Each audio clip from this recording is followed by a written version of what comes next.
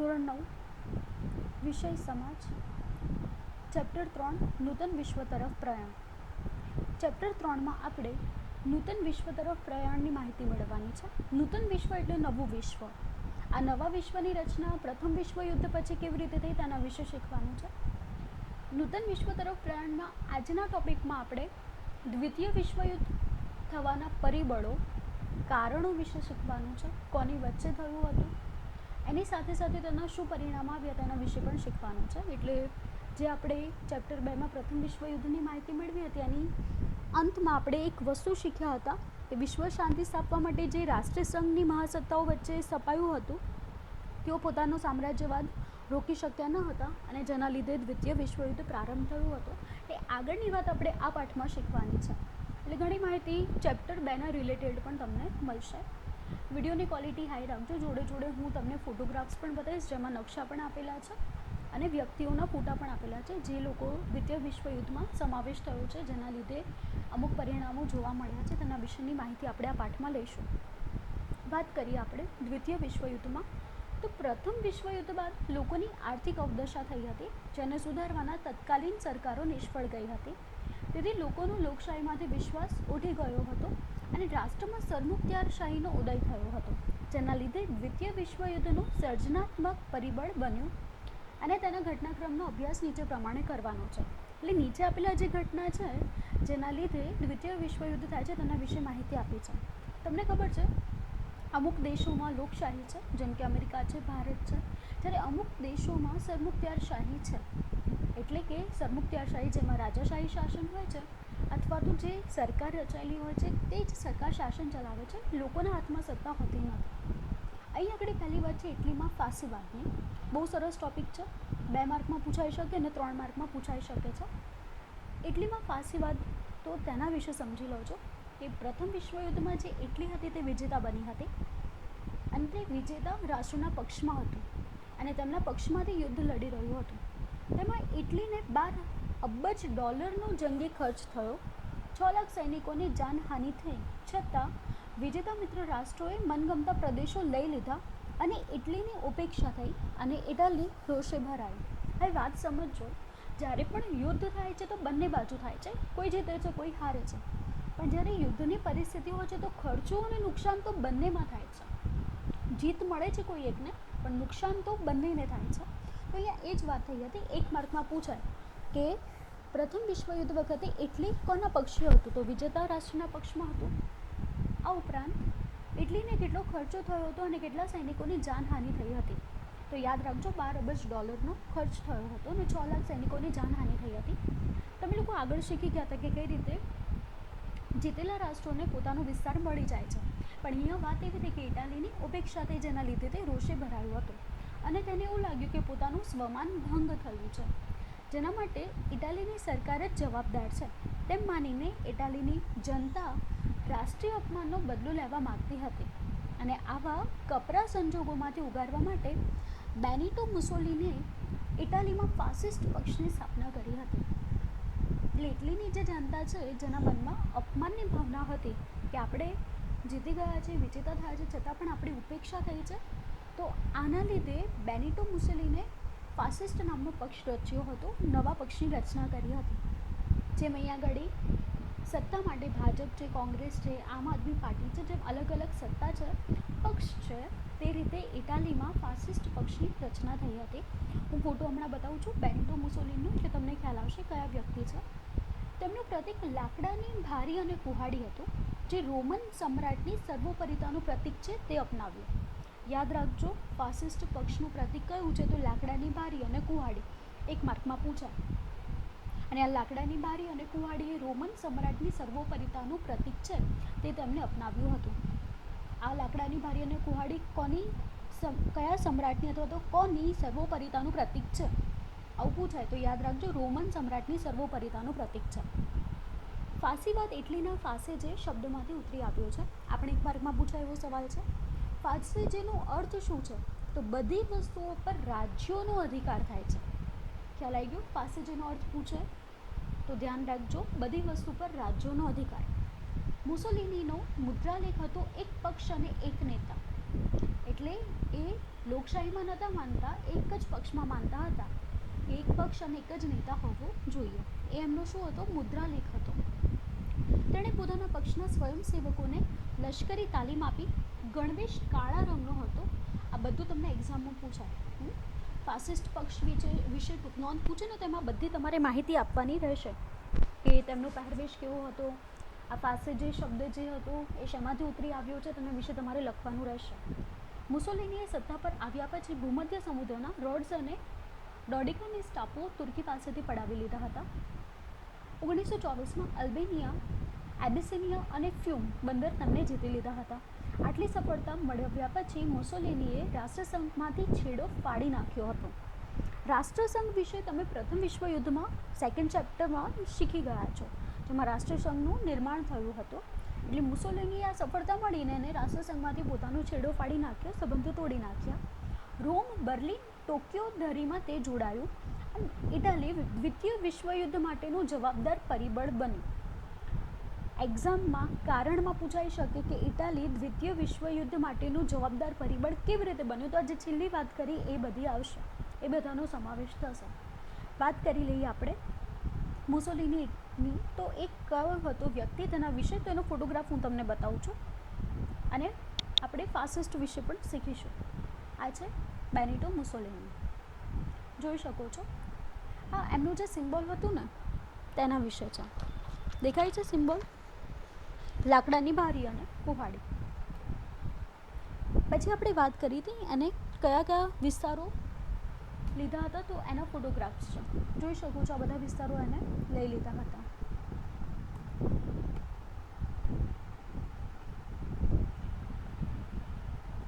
પાઠ ઉપર જઈએ છીએ આપણે. જુઓ, રોડ્સની જે મેં તમને વાત કરી હતી, ડોડિકાનીસના જે ટાપુ હતા, અલ્બેનિયા, એબિસિનિયા, ફ્યુમ, જેના ફોટોગ્રાફ્સ તમે જોયા, ફરીથી એકવાર બતાવી દઉં છું, જોઈ લો છો. આ ફ્યુમનો ફોટો છે, એબિસિનિયાનો ફોટો છે,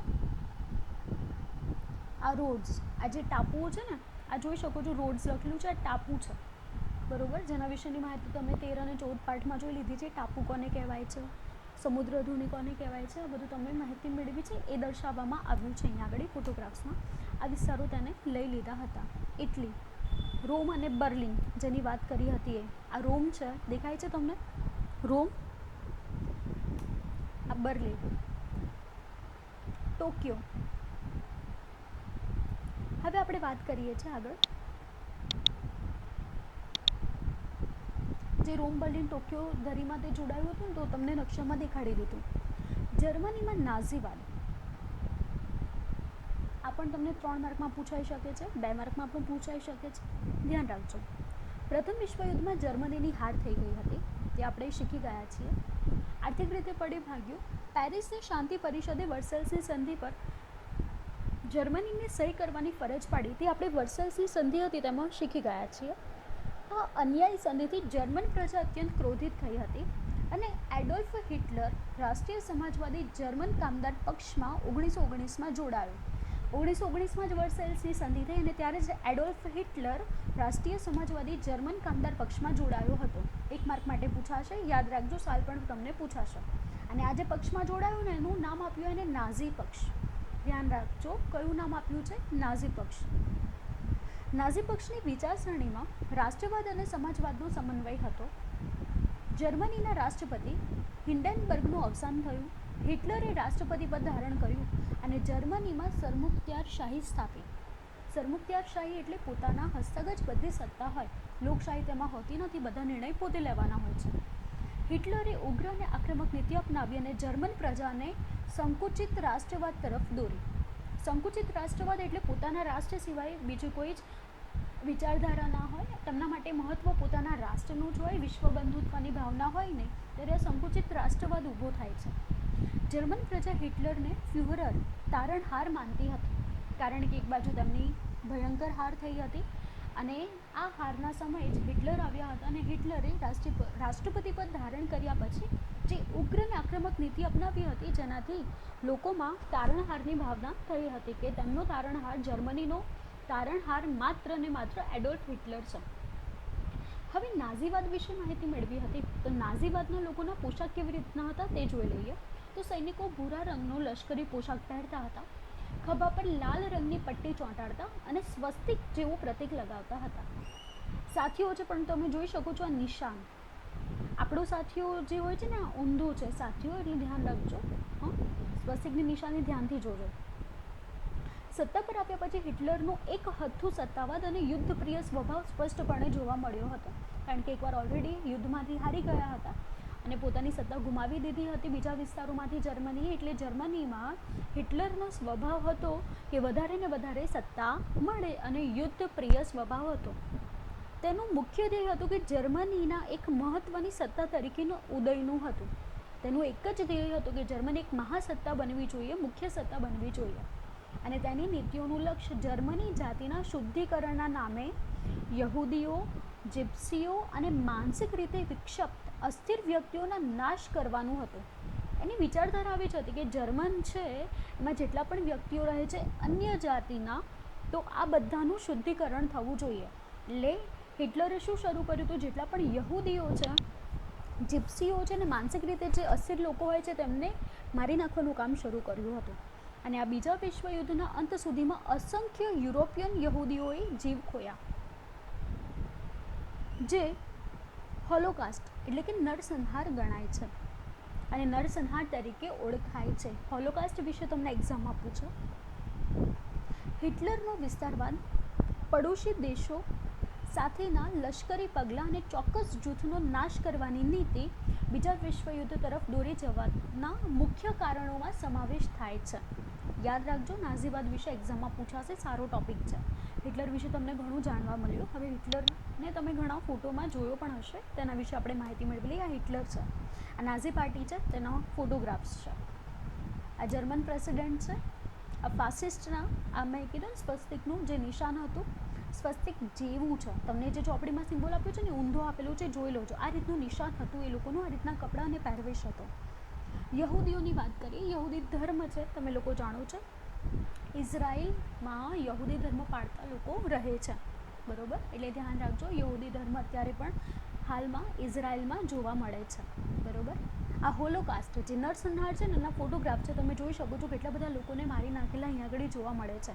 આ હોલોકાસ્ટ એટલે કે નરસંહાર છે, એના ફોટોગ્રાફ્સ છે, બરાબર? આ રશિયાની માહિતી છે, જે આઇસલેન્ડ છે એની વાત કરેલી છે. હવે જુઓ, આપણે પાઠ વિશે જઈએ છીએ. જાપાનનો લશ્કરવાદ. હવે જાપાનમાં તમને લોકોને અત્યારની નવી ન્યૂઝ ખબર હશે કે શિન્ઝો આબે પોતાના સત્તા ઉપરથી રાજીનામું આપી દીધું હતું તબિયતના લીધે. અને આ જાપાનનો જે લશ્કરવાદ છે એ ખૂબ જ અગત્યનો ટોપિક છે, કારણ કે શિન્ઝો આબે પોતાના સુધારામાં જે બદલાવ લાવવા માગતો હતો, પોતે પાર્ટીમાં પક્ષમાં આવીને સત્તા પર આવીને, તો એક સુધારો નથી કર્યો, જેના વિશે તેને જ્યારે પોતાનું રિટાયરમેન્ટ રજૂ કરે છે ત્યારે તે માહિતી આપે છે. એટલે જાપાનમાં લશ્કરવાદ વધારે પ્રમાણમાં જોવા મળતો હતો. તો જ્યારે પણ આ બીજું વિશ્વયુદ્ધ થયું છે તો તમને ખબર છે હિરોશિમા અને નાગાસાકી પર અમેરિકાએ પરમાણુ બોમ્બ ફોડ્યા હતા અને જાપાને પોતાની હાર સ્વીકારી હતી, જેની માહિતી આપણે આ પાઠમાં મેળવીશું જ. અને ત્યારબાદ એક એવું આર્ટિકલ ઉમેરવાનું હતું અને ઉમેર્યું છે એ લોકોએ, જે અત્યારના સમયમાં ચીન સાથેની પરિસ્થિતિને જોતાં હટાવવાનું છે. તો તેની વાત શિન્ઝો આબે પોતાના જે અત્યારના ભાષણમાં આપી છે. ધ્યાનથી ભાષણ સાંભળજો તો તમને ખ્યાલ આવશે. જેમાં એને કીધું છે કે એ લોકોએ જ્યારે હારી જાય છે હિરોશિમા અને નાગાસાકી ઉપર બોમ્બ બ્લાસ્ટ થતા, ત્યારે એક આર્ટિકલ એડ કર્યું છે કે જરૂર પૂરતા જ સૈનિકો રાખીશું, એનાથી વધારે એ લોકો નિશ્ચિત જે સંખ્યા છે એનાથી વધારે સૈનિકો રાખી શકતા નથી. જાપાનમાં હાલમાં આ આર્ટિકલ છે જેના હટાવવાની વાત ચાલે છે, પણ એ હટાવી નથી શક્યા, જેના વિશે તમને ચોખવટ અત્યારના ભાષણમાં કરી છે, તમારા નોલેજ માટે કીધું.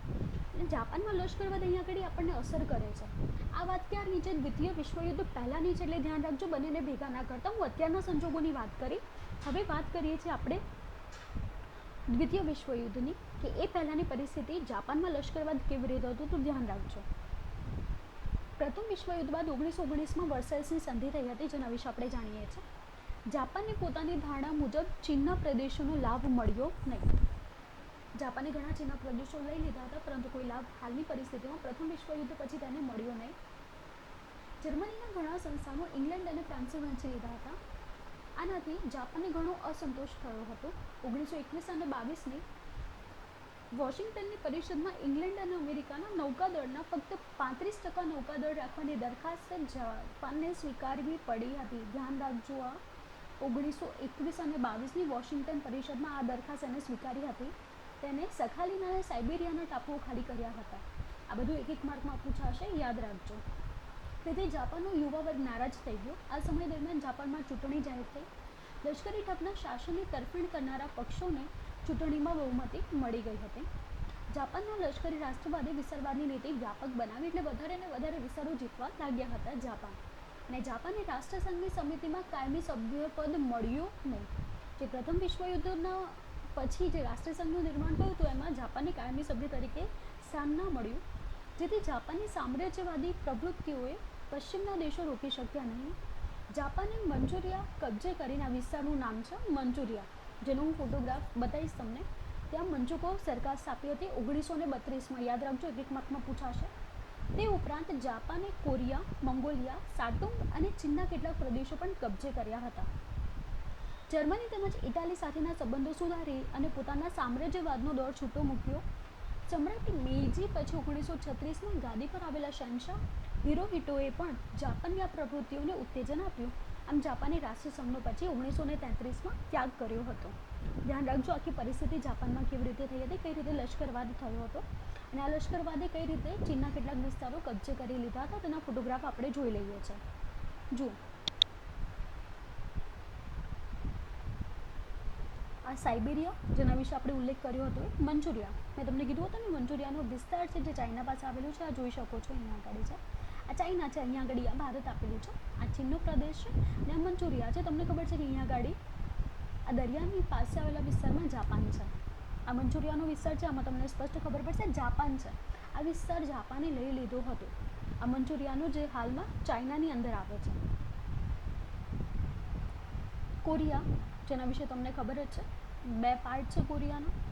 મંગોલિયા, આ વિસ્તાર છે ચાઇનાની ઉપર જ. અત્યારે મંગોલિયા અલગથી દેશ છે, ધ્યાન રાખજો, ચાઇનામાં નથી આવેલો, સમાવેશ નથી થતો. આ મેઈજી, જેના વિશે આ જે જાપાનના હતા ને તેના વિશેનો ફોટોગ્રાફ છે. આ હિરોહિટો, બરોબર, જેના વિશે એકવાર ફરીથી લાઈન વાંચી લઉં છું એટલે તમને ખ્યાલ આવી જશે. સમ્રાટ મેઈજી પછી 1936માં ગાદી પર આવેલા શહેનશાહ હિરોહિટો, બરોબર, મેઈજી જોઈ લીધા અને હિરોહિટો ક્યારે આવ્યા હતા સત્તા પર, યાદ રાખજો, 1936માં. મેઈજી અને હિરોહિટો, બરોબર. આ રીતે જાપાને લશ્કરવાદને સ્વીકાર્યું હતું અને રાષ્ટ્રસંઘનો 1933માં ત્યાગ કર્યો હતો. વૈશ્વિક મહામંદી વિશે શીખી લઈએ. 1929ની વાત છે કે યુરોપના મોટા ભાગના રાષ્ટ્રના વડાઓને એવી ધારણા હતી કે પ્રથમ વિશ્વયુદ્ધના અંતમાં વિશ્વની યુદ્ધેતર સમસ્યાઓની પણ અંત આવી જશે. એટલે કે આ જે યુદ્ધની સમસ્યા છે પ્રથમ વિશ્વયુદ્ધ પછી કાયમ માટે બંધ થઈ જશે. પણ આ જે ધારણા હતી બધાની ખોટી પડી ગઈ હતી. અમેરિકાના વોલ સ્ટ્રીટ શેર બજારમાં ઘણા મોટા પ્રમાણમાં શેર વેચવા આવતા શેરની કિંમત અત્યંત ભયજનક રીતે ઘટવા માંડી. તેથી વિવેચકોએ તેને વોલ સ્ટ્રીટ સંકટના નામથી ઓળખાવી હતી અને તારીખ યાદ રાખજો, 24 ઓક્ટોબર 1929. શેર માર્કેટ જેમાં આપણે છે અહીંયા આગળ બોમ્બે સ્ટોક એક્સચેન્જ છે, BSE, એ જ રીતે અમેરિકામાં વોલ સ્ટ્રીટ છે, જે સ્પેશિયલી શેર બજાર ત્યાં આગળ મોટા પ્રમાણમાં થાય છે. અત્યારે બધું ઓનલાઈન કામ ચાલે છે. પહેલાંના સમયમાં શેર ખરીદી અને વેચાણ કરવા માટે તમારે ત્યાં રૂબરૂ જવું પડતું હતું ને ત્યાં શેર ખરીદવા પડતા હતા. કાગળ ઉપર શેર ખરીદાતા હતા. પહેલાંના સમયની વાત કરું છું, જ્યારે આટલું ઇલેક્ટ્રોનિક ગેઝેટ્સ ને બધું નહોતું ત્યારની વાત કરું છું. એટલે લોકો શેર ખરીદવા હોય કે વેચવા હોય તો તે સ્થળ ઉપર જતા હતા. અને આજે પ્રથમ વિશ્વયુદ્ધના સંજોગો થયા હતા એના પછી એવું લાગ્યું હતું કે બધું નોર્મલ થઈ જશે, પણ એવું થયું નહીં. લોકો પોતાના શેર વેચવા માટે આવતા હતા અને અતિશય પ્રમાણમાં લોકો શેર વેચવા આવતા હતા, જેના લીધે શેરની કિંમત પણ ઘટવા લાગી હતી. આથી જે વિવેચકો હતા, વિશ્લેષકો હતા, તેમણે આને વોલ સ્ટ્રીટ સંકટના નામથી ઓળખાયું હતું અને જેના લીધે આ સંકટથી વિશ્વભરમાં આર્થિક સ્થિતિ ડામાડોળ થઈ ગઈ હતી. તમને લોકોને ખબર જ છે, ઘણીવાર આપણે આવું સાંભળીએ છીએ, અમેરિકામાં ચૂંટણી કેવું કંઈ આવે છે કે અમેરિકામાં મંદી ચાલતી હોય તો તેની અસર ભારત ઉપર પડે છે. શેર માર્કેટના લીધે, કારણ કે ઘણા અમેરિકન કંપનીએ ભારતમાં રોકાણ કરેલું હોય છે, જેના લીધે શેરના ભાવમાં વધઘટ જોવા મળે છે. એટલે બીજા દેશોની અસર આપણા બજાર ઉપર પણ જોવા મળે છે, શેરના ભાવ ઉપર પણ જોવા મળે છે. એટલે અહીંયા આગળ એવું થાય છે કે આ જે અમેરિકાની પરિસ્થિતિ હતી તે વૈશ્વિક મહામંદીનું સર્જન થયું. અમેરિકાના વોલ સ્ટ્રીટ સંકટના લીધે વૈશ્વિક મહામંદી સર્જાઈ. વિશ્વના મોટાભાગના રાષ્ટ્રો આ મહામંદીના પ્રભાવ નીચે આવી ગયા હતા. ગ્રેટ બ્રિટન જેવી મહાસત્તાઓ પણ પોતાના ચલણ પાઉન્ડ સામે અનામત રૂપે રખાતા સુવર્ણના જથ્થાની નીતિ ત્યજવી પડી હતી. યાદ રાખજો, હંમેશા જેટલા પણ પૈસા છપાય છે ને એની સામે એટલું સોનું સ્ટોકમાં મૂકી રાખવું પડે છે સેફટી માટે. દરેક દેશ સોનાનો સંગ્રહ કરે છે અને નિશ્ચિત પ્રમાણમાં તેમને સોનું રાખવું પડે છે, જે આર્થિક નિયમો છે જેના આધારે. હવે અહીં આગળ એવી વાત થઈ કે ગ્રેટ બ્રિટન હતી જે મહાસત્તા હતી, તેનું ચલણ પાઉન્ડ છે. તમને ખબર હશે ડોલર કરતાં પણ પાઉન્ડ મોંઘો હોય છે રૂપિયાની સરખામણી કરીએ છીએ ત્યારે. તો એમણે જે સુવર્ણનો જથ્થો ભેગો કર્યો હતો તે જે નીતિ હતી તેમને છોડવી પડી હતી, ત્યજવી પડી હતી. અને આનો જે પ્રભાવ હતો તે અન્ય રાષ્ટ્ર અને આંતરરાષ્ટ્રીય વ્યાપાર ઉપર પણ પડ્યો હતો. એટલે ગ્રેટ બ્રિટને જે આર્થિક નિર્ણય લીધા હતા સુવર્ણના જથ્થાને ન રાખવાની, તે સુવર્ણના જથ્થાને રાખવાની જે નીતિ હતી તે ત્યજી કાઢી હતી, છોડી દીધી હતી, તેની અસર બીજા બધા ઉપર પણ પડે છે. અમેરિકા જેવો સમૃદ્ધ રાષ્ટ્રએ આર્થિક સ્થિતિની અવગણના કરી કડક નિયંત્રણો લાદ્યા અને વિશ્વ વ્યાપાર ઘટીને અડધો થઈ ગયો હતો. એટલે વિશ્વના જે બજારો એકબીજા સાથે વ્યાપાર કરતા હતા તે ઘટી ગયા હતા. આમ દ્વિતીય વિશ્વયુદ્ધ થવાની રૂપરેખામાં પણ આનું સર્જન થયું હતું. ખ્યાલ આવી ગયો? વૈશ્વિક મહામંદીનો ટોપિક એક્ઝામમાં પૂછાશે. સારી માહિતી આપી છે. વોલ સ્ટ્રીટ છે અમેરિકાની, આ રીતે છે.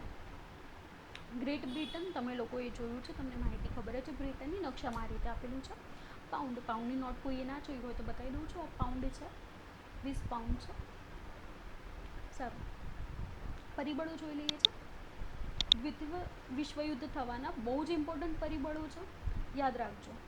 આપણે શીખી ગયા હતા વર્સેલ્સની સંધિ, જે અહીંયા આગળ અસર કરે છે, જેના વિશે પણ આપણે માહિતી મેળવી હતી. પ્રથમ વિશ્વયુદ્ધના અંતમાં થયેલી વર્સેલ્સની સંધિમાં જે બીજા વિશ્વયુદ્ધ માટેના બીજ વવાઈ ગયા હતા. બીજા વિશ્વયુદ્ધના કારણો વર્સેલ્સની સંધિમાં જ શરૂ થઈ ગયા હતા. પેરિસની શાંતિ પ્રક્રિયાએ અનેક રાષ્ટ્રોને અસંતુષ્ટ કર્યા હતા. ત્યારબાદ બનેલી ઘટનાએ દ્વિતીય વિશ્વયુદ્ધ તરફ દોરી ગયા. જો આ ઘટના કઈ હતી તો યાદ રાખજો, એક્ઝામમાં પૂછાશે. 5 માર્કનો સવાલ હોઈ શકે છે. પહેલાં તો ઉગ્ર રાષ્ટ્રવાદ. આપણે ઓલરેડી ઉપર જોઈ લીધું હતું. જર્મની, જાપાન, ઇટાલીમાં ઉગ્ર રાષ્ટ્રવાદની શરૂઆત થઈ ગઈ હતી, તેનો વિકાસ થયો હતો, કારણ કે તમને વધારે ને વધારે શું જોઈતું હતું? સત્તા જોઈતી હતી અને પોતાના દેશને આગળ લાવવાની ભાવના હતી, જેના લીધે વર્સેલ્સની સંધિ જર્મની અને તેની પ્રજા ક્યારેય ભૂલી શકી નહીં. પરિણામે જર્મનીમાં નાઝીવાદની વિચારસરણીના લીધે જ્યાં જ્યાં જર્મન પ્રજા વસતી હતી તે પ્રદેશ જર્મનીને મળવો જોઈએ તેમ કહીને ઓસ્ટ્રિયા અને ઝેકોસ્લોવિયાના કેટલાક પ્રદેશો હિટલરે હડપ કરી લીધા હતા. બહુ મોટી ઘટના છે, સમજજો. હવે ધારો કે ભારતના કેટલાક લોકો પાકિસ્તાનમાં રહેતા હોય, ચીનમાં રહેતા હોય કે મ્યાનમારમાં રહેતા હોય અને ભારતનો નેતા એમ કહી દે કે જ્યાં જ્યાં ભારતની પ્રજા રહે છે બધા જ ભારતના પ્રદેશો છે, આવું સ્ટેટમેન્ટ આપે છે. તો આ જ ઘટના છે, એવી જ ઘટના ક્યાં બને? જર્મનીમાં. જર્મનીનો જે નાઝીવાદની વિચારસરણીવાળો હિટલર હતો તેને એવું અનાઉન્સ કર્યું, એવી જાહેરાત કરી કે જ્યાં જ્યાં જર્મનની પ્રજા રહે છે બધો જ વિસ્તાર તેમનો છે, અને એવું કહીને હડપી લીધા. ઓસ્ટ્રિયાની માહિતી આપણે લઈ લીધી છે ગઈ વખતે નકશામાં, ચેપ્ટર 2માં મેં તમને બતાવ્યું છે. આવી ઘટના બની. વિચાર કરો કે ઓસ્ટ્રેલિયા, ઝેકોસ્લોવિયા આ બધા જ વિસ્તારો હિટલરે પોતે પોતાના હસ્તક કરી લીધા. આજે વર્સેલ્સની સંધિ હતી તેમાં ઇટાલીની અવગણના થઈ હતી, જેના વિશે તો માહિતી આપણે મેળવી દીધી હતી આગળના ટોપિકમાં, બરોબર? કે ઇટાલીની અવગણના થઈ, જે પ્રજા ભૂલી ના શકી, અને ઇટાલીમાં મુસોલિનીએ ફાસિસ્ટ પક્ષનું નેતૃત્વ કર્યું, જેના વિશે આપણે આગળ માહિતી મેળવી લીધી, ફોટોગ્રાફ જોઈ લીધા છે. અને આ ઉગ્ર રાષ્ટ્રવાદ શરૂ કરીને સામ્રાજ્યવાદની નીતિ અપનાવી. રાષ્ટ્રવાદ તો હતો જ, પોતાના દેશને આગળ લાવવાનું, જે અપમાન થયું છે તેનો બદલો લેવાની ભાવના હતી, સાથે સાથે સત્તા મેળવવાની ભાવના પણ હતી. બીજી બાજુ એશિયામાંથી જાપાને પણ સામ્રાજ્યવાદની દોડમાં ઝંપલાવ્યું હતું, વધારે ને વધારે સામ્રાજ્યવાદના તરફ વળ્યા હતા. વધારે ને વધારે સામ્રાજ્ય મેળવવાની વિચારસરણી જાપાને પણ ધરાઈ હતી. આપણે જોઈ લીધું કઈ રીતે ચીનના કેટલાક પ્રાંતો હતા, વિસ્તારો હતા, તે જાપાને લઈ લીધા હતા. અને આજે વિશ્વ શાંતિની પ્રક્રિયા હતી બધી કેવી બની ગઈ? જોખમરૂપ થઈ ગઈ હતી. એટલે યાદ રાખજો કયા વિસ્તાર છે. ઝેકોસ્લોવિયાની વાત કરી જે હું તમને નકશામાં દેખાડી દઉં છું. આ ઝેકોસ્લોવિયા છે. સીથી સ્પેલિંગ સ્ટાર્ટ થાય છે પણ સી સાઇલેન્ટ છે. ઉચ્ચારણ ક્યાંથી થાય? ઝેડ પરથી. આવા છે સાયલેન્ટ વર્ડ, તમને ખબર હશે ઓનેસ્ટ. એચથી સ્પેલિંગ થાય પણ સાયલેન્ટ છે, એચ નથી બોલતા, ઓનેસ્ટ બોલીએ છો. એ જ રીતે અહીંયા છે, ધ્યાન રાખજો સ્પેલિંગમાં. આ ફાસિસ્ટ મુસોલિની, બરોબર. આ ફાસિઝમ મુસોલિની ઉપર પુસ્તક છે જેની માહિતી છે. બેલ્જિયમ છે જેના વિશે નેક્સ્ટ ટોપિકમાં આપણે શીખીએ. જૂથબંધી, ગ્રુપ થઈ ગયા હતા, જેમ પ્રથમ વિશ્વયુદ્ધમાં થઈ ગયા હતા બે ગ્રુપ, એ રીતે અહીંયા પણ ગ્રુપ થઈ ગયા છે, જોઈ લઈએ. પ્રથમ વિશ્વયુદ્ધ બાદ ફ્રાન્સને હંમેશા જર્મનીનો ભય રહેતો હોવાથી, કારણ કે તમે જોયું કઈ રીતે જર્મન પ્રજા જ્યાં રહેતી હતી બધો વિસ્તાર હડપી લીધો હતો હિટલર, એટલે એના લીધે જર્મનીનો ભય હંમેશા ફ્રાન્સને હતો, જેમાં બેલ્જિયમ, પોલેન્ડ, રૂમાનિયા તેમજ ઝેકોસ્લાવિયા સાથે મૈત્રી કરારો પણ એને કરી કાઢ્યા હતા ફ્રાન્સે. મૈત્રી કરાર કરવાથી મિત્રતા વધવાથી વિરોધનો ભાવ થઈ શકે, એટલા માટે તમે અત્યારની પરિસ્થિતિ જોઈ શકો છો. ચીન સાથે આપણી જે પરિસ્થિતિ છે, તો અમે વચ્ચે જ ન્યૂઝમાં જોયું હશે કે આપણે વિયેતનામ જોડે ઘણા કરારો કર્યા છે, કારણ કે ચીન અને વિયેતનામને પણ વચ્ચે યુદ્ધ થઈ ગયું છે વિસ્તારવાદના લીધે, ચીનની નીતિના લીધે. એટલે આપણે મિત્ર કોને બનાવ્યું છે? વિયેતનામને, જેના લીધે આપણને કેટલીક માહિતી ચીન અંગેની પણ મળતી રહે છે. હવે અહીં આગળ એ જ પરિસ્થિતિ થઈ હતી કે ફ્રાન્સે પણ શું કર્યું? જર્મનીના ભયના લીધે બેલ્જિયમ, પોલેન્ડ અને રૂમાનિયા તેમજ ઝેકોસ્લાવિયા સાથે મૈત્રી કરાર કરી દીધા. ઇટલીએ ઝેકોસ્લાવિયા, યુગોસ્લાવિયા, રૂમાનિયા, હંગરી, ગ્રીસ, તુર્કી અને ઓસ્ટ્રિયા સાથે કરાર કર્યા. રશિયાએ જર્મની, તુર્કી, લુથિયાનિયા અને ઈરાન સાથે કરાર કર્યા. ઇટાલીએ જર્મની અને જાપાનના સહયોગથી રોમ, બર્લિન, ટોક્યો ધરીની રચના કરી હતી, જેનો ફોટોગ્રાફ મેં પહેલાં જ બતાવ્યા હતા ને. ઇટલીવાળું જે ટોપિક હમણાં શીખ્યા તેમાં માહિતી મેળવી લીધી હતી. ઇંગ્લેન્ડ અને ફ્રાન્સે લોકશાહી મૂલ્યોવાળું જૂથ રચ્યું. જર્મની રશિયા સાથે બિન આક્રમક સંધિ કરી. એટલે જર્મની રશિયા સાથે બિન આક્રમક સંધિમાં એવું હોય કે સામેથી આક્રમણ ના કરી એવી સંધિ કરી, જેમાં વિશ્વમાં ભયનું સામ્રાજ્ય ઊભું થવા લાગ્યું, કારણ કે ફરીથી બધા ભાગ પડી ગયા હતા. આ પરિબળે વિશ્વયુદ્ધને વેગ આપ્યો હતો. ઇમ્પોર્ટન્ટ છે, માહિતી યાદ રાખજો, એક માર્કમાં પૂછાશે. કઈ સંધિ થઈ અને શું થયું? આ બેલ્જિયમ જેની વાત આપણે કરી હતી એ. ફ્રાન્સ, રશિયા, સ્વીડન, સ્પેન, પોલેન્ડનો વિસ્તાર તમને દર્શાવ્યું છે, જે ઓલરેડી આપણે અહીંયા આગળ ટોપિકમાં અત્યારે વાંચ્યો, બરોબર. દેખાય છે બેલ્જિયમ, પછી પોલેન્ડ, તો એનો જ ફોટોગ્રાફ છે પોલેન્ડનો. રેડ જે કલરમાં છે ને પોલેન્ડનો વિસ્તાર છે, જોઈ શકો છો તમે. રૂમાનિયા દેખાય છે, આ વિસ્તાર છે સાઇબેરિયાની બાજુમાં જ છે રૂમાનિયા, હંગરીની બાજુમાં. આ યલો વિસ્તાર છે તે. ઝેકોસ્લાવિયાનો ફોટો મેં તમને આગળ જ બતાવ્યો હતો, તમને ખ્યાલ હશે. આ ફરીથી ઝેકોસ્લાવિયા, ઓસ્ટ્રિયાની બાજુમાં દેખાય છે, નીચે ઓસ્ટ્રિયા લખ્યું છે. આ ઝેકોસ્લાવિયાનો વિસ્તાર છે, ગુલાબી કલરમાં છે. આ યુગોસ્લાવિયા જોઈ શકો છો, યુગોસ્લાવિયા છે. આ સાઇબેરિયાની બાજુમાં જ છે, હંગરીની નીચે. હમણાં જે આ રોમાનિયા જોયું ને, આ રોમાનિયા અને આ છે યુગોસ્લાવિયા, આજુબાજુના વિસ્તારો જ છે. આ રોમાનિયાનો ફોટો ફરીથી ઉલ્લેખ કરેલો છે, એટલે હંગરી, બરોબર. જોઈ શકું છું આ બધા વિસ્તારો. ગ્રીસની વાત કરી છે, જે ટોપિક ઓલરેડી આપેલો છે. જર્મનીનો વિસ્તાર જોઈ લો છો, ફ્રાન્સની પાસે આવેલું છે, બેલ્જિયમની પાસે છે. આજુબાજુના વિસ્તાર એટલે બોલું છું એટલે કે તમને નકશા યાદ રહે કે ક્યાં કયો વિસ્તાર આવેલો છે. તુર્કીની વાત કરેલી છે, તુર્કી અહીંયા ગાડી છે, જે ઓલરેડી આપણે ચેપ્ટર 2માં જોઈ લીધું છે. લિથુઆનિયા જેની વાત કરી હતી એ. આ ઈરાનનો વિસ્તાર, બરોબર. જે અહીંયા આગળ વિગતો આપી છે તે હું નકશામાં બતાવું છું. દેખો, રશિયાએ જર્મની, તુર્કી, લિથુઆનિયા અને ઈરાન સાથે કરાર કર્યા હતા, જેના ફોટોગ્રાફ્સ નકશામાં. ઇથોપિયાનું રોડ મેપ છે. આ ઇથોપિયા આપ્યું છે સેડાનની બાજુમાં, સોમાલિયાની બાજુમાં છે. આ બાજુમાં સોમાલિયા લખેલું છે. એની આજુબાજુનો વિસ્તાર પણ યાદ રાખજો ક્યાં આવેલા છે, બરોબર. રોમ, બર્લિન, ટોક્યો મેં તમને ઓલરેડી બતાવી દીધું છે. હવે વાત કરીએ આપણે લશ્કરવાદની. હવે જુઓ, પ્રથમ વિશ્વયુદ્ધ થયું, શાંતિની જાળવણી કરવા માટે પ્રયત્ન કરવામાં આવ્યા, પણ ઉલટાનું યુરોપના રાષ્ટ્રો શસ્ત્રીકરણની હરીફાઈ કરવા લાગ્યા હતા. એટલે વધારે ને વધારે શસ્ત્રોનું ઉત્પાદન કરવા લાગ્યા હતા. યુરોપમાં દરેક રાષ્ટ્રમાં માત્ર ને માત્ર શસ્ત્રનું ઉત્પાદન જ વધ્યું, એકબીજાથી ચડિયાતા યુદ્ધ શસ્ત્રો બનાવવા લાગ્યા હતા. અત્યારની પરિસ્થિતિ આપણે જોઈએ છે, આ જ પરિસ્થિતિ છે. રશિયા, જર્મની જેવા કેટલાક રાષ્ટ્રોએ લશ્કરમાં ફરજિયાત તાલીમ શરૂ કરી. દરેક રાષ્ટ્રોએ નૌકાદળ, હવાઈ દળ, ભૂમિદળમાં વધારો કર્યો હતો. એ દરેક જણા પોતે પોતાનું લશ્કર વધારવામાં લાગ્યા હતા અને પોતે નૌકાદળ, હવાઈ દળ અને ભૂમિદળ વધારી દીધું હતું, જેના લીધે પૂર્વમાં જાપાને લશ્કરી તાકાત વધારી દીધી હતી. આખરે ઇંગ્લેન્ડ ફ્રાન્સ પણ પોતાની શસ્ત્ર સજ્જતામાં વધારો કરીને દ્વિતીય વિશ્વયુદ્ધના નગારા વાગવા લાગ્યા. એટલે બધા પોતપોતે લશ્કરનું ઉત્પાદન કરવા લાગ્યા હતા. ઓલરેડી ભાગ તો બધા પડી ગયા હતા, બધાએ એ રીતે કરારો કરી દીધા હતા, ગ્રુપ જેવી રચના થઈ જ ગઈ હતી અને લશ્કરનું પ્રમાણ પણ વધારવા લાગ્યા હતા. હવે આપણે જે રાષ્ટ્રસંઘની નિષ્ફળતા પ્રથમ વિશ્વયુદ્ધમાં અંતમાં માહિતી મેળવી હતી તેના વિશે જ અહીંયા, એટલે આપણે એક અગત્યનું કારણ છે જે એક્ઝામમાં પૂછાય 2 માર્કમાં. રાષ્ટ્રસંઘની નિષ્ફળતા વર્ણવો તો પ્રથમ વિશ્વયુદ્ધ બાદ વિશ્વમાં શાંતિ માટે રાષ્ટ્રસંઘની સ્થાપના થઈ હતી તે આપણે જાણીએ જ છે, ગઈ વખતે આવી ગયું છે. રાષ્ટ્રસંઘ પાસે વિશ્વના રાષ્ટ્ર ઉપર સાર્વભૌમત્વ ધરાવતી સર્વોપરી સંસ્થા બની શકી ન હતી. એટલે બધા એ લોકોના આદર્શોનું પાલન કરવા માટે તૈયાર જ ના હતા કે રાષ્ટ્રસંઘમાં જે આદર્શો હતા તેનું કોઈએ પણ પાલન કર્યું નહીં. તમે જોયું આગળ કે કઈ રીતે જાપાને રાષ્ટ્રસંઘમાંથી હટી ગયું હતું, કઈ રીતે ઇટલી હટી ગયું હતું, તેના વિશે ઓલરેડી આપણે માહિતી મેળવી હતી. પોતાના આદર્શોનું પાલન કરવા માટે પોતાનું લશ્કર ન હતું. રાષ્ટ્રસંઘ પાસે પોતાના જે આદર્શ હતા તેનું પાલન કરવા માટે કોઈ નિયમ કાયદા કે લશ્કર કે એવી કોઈ સુવિધા ન હતી. સભ્ય રાષ્ટ્રો રાષ્ટ્રસંઘ પાસે પોતાનો ઝઘડો લાવવા કે તેનો ચુકાદો માન્ય રાખવા બંધાયેલા ન હતા. એટલે અહીંયા ગાડી ક્યારેય પણ 2 દેશો વચ્ચે કોઈ વાતનો મુદ્દો હોય, ઝઘડો હોય તો તેઓ રાષ્ટ્રસંઘ પાસે લઈ જવો એવો કોઈ પણ કરાર અંદર કરેલો હતો નહીં. જે પાછળથી તેમને ઉમેર્યું હતું અત્યારે જે સંયુક્ત રાષ્ટ્ર છે તો એમાં આ બધા નિયમોનો સમાવેશ કરવામાં આવ્યો. એટલે દ્વિતીય વિશ્વયુદ્ધની ઘટના પછી બધાને ખબર પડી કે કઈ રીતે નિયમોમાં રાષ્ટ્રસંઘમાં બદલાવ કરીએ. જે અત્યારે સંયુક્ત રાષ્ટ્રના નિર્માણ જે કરવામાં આવ્યું છે યુનાઇટેડ નેશન્સનું એટલે કે યુએનનું, તેમાં બધાનો સમાવેશ કરેલો છે. કેટલાક રાષ્ટ્ર હતા એ રાષ્ટ્રસંઘમાંથી નીકળી ગયા, આપણે જાણીએ જ છે. શરૂઆતમાં રશિયા અને જર્મની રાષ્ટ્રસંઘનો સાથ છોડીને ગયા હતા. પછી ઇટલી અને જાપાન પણ બહાર નીકળી ગયા, જેના વિશે ઓલરેડી ઉપર આપણે પેરેગ્રાફમાં જોઈ લીધું છે. ઇટલી એબેસિનિયાની આઝાદી છૂટવી લીધી, જે હમણાં ફોટોમાં બતાવું છું.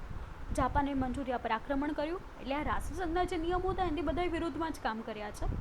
જર્મનીએ ઝેકોસ્લાવિયાના કેટલાક પ્રદેશો ઝડપી લીધા, જેના વિશે આપણે ઉપર જોયું હતું કઈ રીતે હિટલરે અનાઉન્સ કર્યું હતું કે જ્યાં ગાડી જર્મન લોકો રહે છે બધા વિસ્તારો આપણા, બરોબર.